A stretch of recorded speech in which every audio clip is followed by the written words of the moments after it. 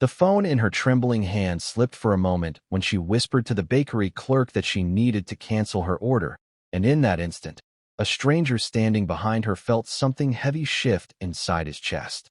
The woman's voice cracked like a breaking branch as she said her son wouldn't be getting the birthday cake after all, and her words seemed to hang in the warm air of the small bakery longer than they should have. She was wearing pale blue scrubs, her hair tied back in a messy knot, her eyes red from something deeper than lack of sleep. Her name was Claire, though the man watching her didn't know that yet. He only knew the sound of pain when he heard it, the kind that can't be hidden behind polite words. The clerk nodded quietly on the phone while the woman apologized again and again, saying her car had broken down and she needed every dollar to fix it. She promised she would make her son a cake at home and told herself that love was enough. Behind her, the man pretending to read a menu wasn't thinking about pastries at all. His name was Ryan Hale, a billionaire who owned more buildings than he could remember, but right now, standing in that quiet bakery, he felt like the poorest man in the room. When she hung up, Claire stood for a second without moving, her eyes unfocused as if she had left part of herself somewhere else. Then she gave the clerk a small smile that looked borrowed, thanked her, and turned toward the door. Ryan hesitated. He had walked in only to get a cup of coffee after a meeting that had gone wrong. But something about her voice, something about the way she tried to sound brave while falling apart, pulled him in like gravity. He stepped forward and spoke before he could stop himself. "Excuse me," he said, and she froze, half-turned, startled by the sound of kindness when she wasn't expecting it. He told her he had overheard the call and asked softly if her son's birthday was today. She blinked as if deciding whether to lie or not, then nodded once. "Tomorrow," she said. "He's turning 8. She looked away quickly and tried to laugh it off. "I'll figure something out." Her voice broke again on the word figure. Ryan wanted to tell her that she didn't need to figure anything out, that some problems could be solved by someone else for once. But he also saw the pride in her eyes, the same pride he used to see in his mother's when she worked 2 jobs to pay rent before his first company changed everything. So instead he smiled and said, "I make a mean chocolate cake. If your kitchen needs an extra pair of hands, I volunteer." Claire looked at him in confusion, then suspicion. "You're kind, but we don't need help. My son's fine. He'll understand." She thanked him again and left before he could say anything else. The bell above the bakery door jingled lightly, but to Ryan, it sounded like a warning that he was about to do something he hadn't done in years: care about a stranger. The clerk behind the counter, an older woman with kind eyes, had seen everything. She looked at Ryan for a long moment, and then said quietly, "That was the cake she just canceled, the one with the blue icing and superhero theme. She ordered it 3 weeks ago." Ryan nodded slowly and asked how much it cost. When the woman told him, he didn't blink. He said he wanted to pay for it, but more than that, he wanted it to be the best cake the bakery had ever made. The clerk frowned, half smiling. "She won't take charity, not that one." Ryan's gaze didn't move from the window where Claire had disappeared into the rain. "Then don't tell her it's charity," he said. "Tell her she was picked for a customer appreciation program or something. Make up whatever you have to. Just make sure that little boy gets his cake." The clerk leaned forward, her hands covered in flour. "You sure about this, mister? That lady doesn't know who you are, but she'll find out one way or another." Ryan almost smiled. "Then I guess I'll have to make sure she doesn't." He pulled out his card, paid in full, and added enough extra to make the baker raise her eyebrows. Before he left, he asked the woman for one more thing, a name. The baker hesitated but finally whispered, "Claire Dawson. She's been coming here since her husband passed. Works night shifts at the hospital, raises her boy alone. She's good people." Outside, the rain had picked up. Ryan stood beside his car for a moment, watching the ripples dance across the puddles, and he felt a strange ache rise in his throat, something unfamiliar yet painfully real. He didn't know why helping her felt like breathing after holding his breath for too long, but he knew he wasn't finished. Not yet. That night, Ryan sat in his penthouse surrounded by silence that used to feel peaceful but now felt like punishment. The walls that once gave him comfort now seemed to echo with emptiness. He poured himself a glass of water, though he wasn't thirsty, and stared at the skyline through the tall windows. He thought about the woman in the bakery, the way her fingers shook as she tried to sound calm, the way her voice carried exhaustion and pride together. He thought about his own mother, who used to save every extra dollar in a jar labeled someday. Maybe that was why he couldn't let it go. He called his assistant, Ava, even though it was nearly midnight. She had worked for him for 10 years and knew better than to question him when his tone carried that quiet urgency. He told her he needed information about a woman named Claire Dawson, where she lived, where she worked, everything about her situation. Ava hesitated for only a moment before saying she would have it by morning. When he hung up, Ryan walked to his study and sat at his desk where the glowing screen of his laptop waited. He opened a new file and typed Claire Dawson Project at the top without really knowing why. He told himself it was because he wanted to help, but deep down he knew it was more than that. He had spent years building a company that solved problems for the world, yet somehow he had forgotten what it meant to solve something for a single human being. For the first time in years, his purpose felt personal again.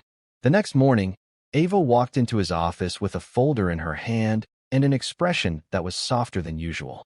She placed it in front of him and said quietly, "She's been through more than most people could survive." Inside were notes, addresses, bills, and a photograph of Claire and a young boy with brown eyes and a missing front tooth. The picture was old, creased, but full of life. Ryan looked at it longer than he meant to.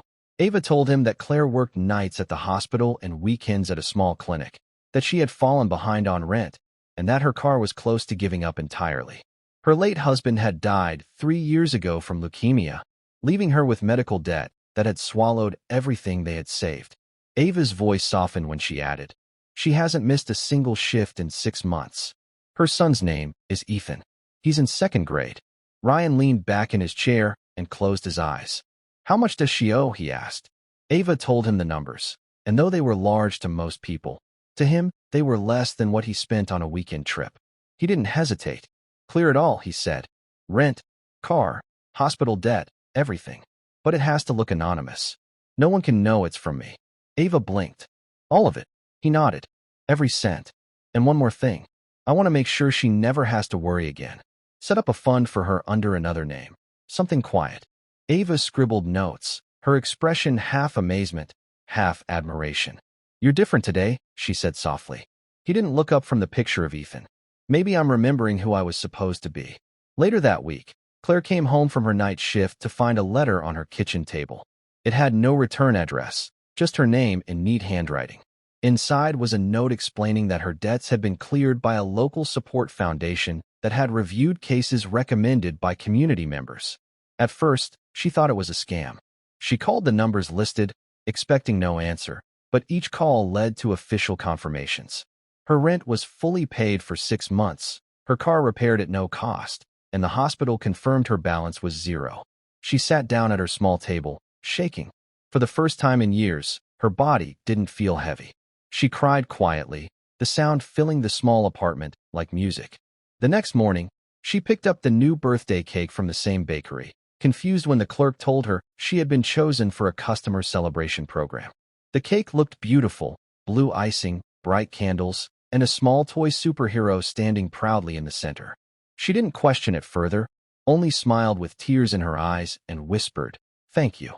That night, Ethan blew out his candles while she clapped and laughed for the first time in months. When he hugged her after eating the first slice, he said, "Mom, this is the best birthday ever." She smiled, but part of her heart whispered, "Whoever did this, thank you." Across town, Ryan sat alone in his office again, but this time his phone buzzed with a message from Ava. She had attached a photo she'd found online, Claire and Ethan smiling over their cake. Underneath, Ava had written, "Mission accomplished." Ryan stared at the image until the edges of his vision blurred. For the first time in years, his success felt real. But even as he smiled, he knew this wasn't the end. Something inside him had shifted, and he couldn't ignore it anymore. 2 weeks later, Ryan stood in front of a whiteboard covered in plans, diagrams, and scribbled notes. He wasn't sketching a business model this time. He was building something different, something that would make him feel alive again. Ava walked in, holding her tablet. "You're really doing this," she said, scanning the board. At the top, written in his precise handwriting, were the words "The Hale Foundation, restoring hope for working families." He turned to her, the same determination in his eyes that once closed million-dollar deals. "This isn't charity," he said quietly. "It's balance. People like Claire do everything right and still lose. That's not fair. Ava studied him, sensing this was more than guilt. So where do we start? She asked. He smiled faintly. We already have. Within a month, the Hale Foundation officially launched. Ryan seeded it with $50 million from his personal account. No board approval, no public announcement. He wanted it to work silently, like kindness that doesn't need witnesses. The foundation team began identifying families like Claire's, people working themselves to the edge, yet still falling short. Each story reminded Ryan of the woman in the bakery, of that one whispered phone call that had woken something inside him. Claire had no idea that she was the reason a quiet revolution had begun. She only knew her life had shifted in small miracles. The rent was steady, the car started without a prayer, and for the first time, she didn't need to calculate how many hours she could sleep before her next shift. Ethan began to smile more, asking if they could go to the park again, if they could buy new paint for his school project. Claire said yes to everything because she finally could. Then one afternoon, a letter arrived. It was an invitation to an event hosted by the Hale Foundation, celebrating the families they had supported. The letter said she had been nominated by her community for her resilience and devotion. She read it twice, unsure whether to believe it. Part of her wanted to decline. Crowds made her nervous, but Ethan saw the golden logo on the envelope and grinned. Mom, you have to go? Maybe they'll give you one of those shiny trophies. She laughed, brushing his hair. I doubt it, sweetheart.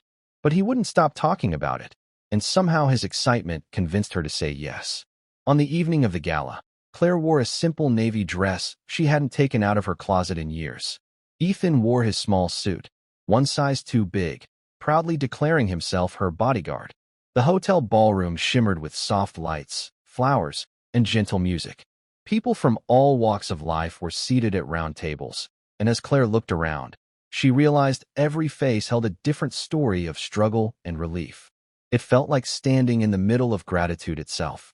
Ryan was there too, but hidden among the organizers, greeting guests with quiet warmth. He didn't plan to speak to her. In his mind, helping her anonymously was enough. But as the evening unfolded, his gaze found her across the room. She was laughing at something Ethan had said. Her shoulders relaxed for the first time since he'd seen her. It hit him harder than he expected. Ava noticed his expression and whispered, "You should tell her." He shook his head. "No, it's better this way." Then, fate did what plans could not. The event host announced the story that inspired the entire foundation, telling the audience about a woman who had canceled her son's birthday cake and a stranger who decided that one act of kindness could change everything. The words filled the hall, and Claire froze. The details matched her story perfectly. She turned slowly, scanning the crowd, her breath catching when her eyes met his.